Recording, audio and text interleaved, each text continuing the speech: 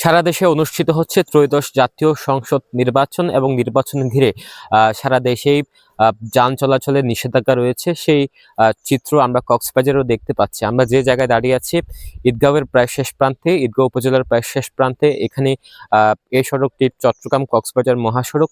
এখানে সকাল থেকে কোনো ধরনের যানবাহন চলাচল করতে এখনো দেখিনি। বিশেষ করে দূরপাল্লার বাস যেহেতু নিষেধাজ্ঞা রয়েছে সেহেতু চলাচল করতে দেখিনি, তবে জরুরি প্রয়োজনে বিশেষ করে অ্যাম্বুলেন্স চলাচল করতে দেখেছি। এছাড়া যারা ভোট কেন্দ্রে যাচ্ছেন ভোটাররা, তারা মূলত অটোরিকশা এবং টমটম যোগে তারা ভোট কেন্দ্রে যাচ্ছেন এবং টমটম এবং অটোরিকশাগুলো চলাচল করতে দেখেছি। তবে এখনো পর্যন্ত এই জায়গায় অর্থাৎ চট্টগ্রাম কক্সবাজার মহাসড়কে যে নির্বাচনের কারণে যে যান চলাচলের নিষেধাজ্ঞা সেটি পরিপূর্ণভাবে পালন হচ্ছে। সকাল থেকে আমরা বিভিন্ন জায়গায় ছিলাম, বিভিন্ন মহাসড়কের বিভিন্ন পয়েন্টেই ঘুরে দেখেছি। সেখানে সেনাবাহিনী টহল বসিয়েছেন এবং তল্লাশি বসিয়েছেন এবং টহল দিচ্ছেন কক্সবাজারের 4টি সংসদীয় আসনের বিভিন্ন অলিতে গলিতে, এবং একই সাথে এই যে মহাসড়কে আমরা সেনাবাহিনীর উপস্থিতি লক্ষ্য করেছি।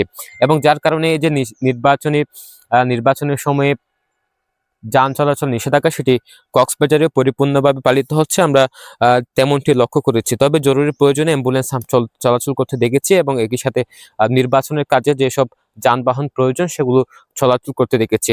এছাড়া আইন শৃঙ্খলা পরিস্থিতি যদি বলি, আমরা সকাল থেকে বিভিন্ন জায়গায় ছিলাম। বিজিবি, সেনাবাহিনী, পুলিশ, আনসার সহ প্রশাসনিক অন্যান্য সংস্থার সদস্যরা মূলত আইন শৃঙ্খলা রক্ষার্থে চারিদিকে কাজ করে যাচ্ছেন।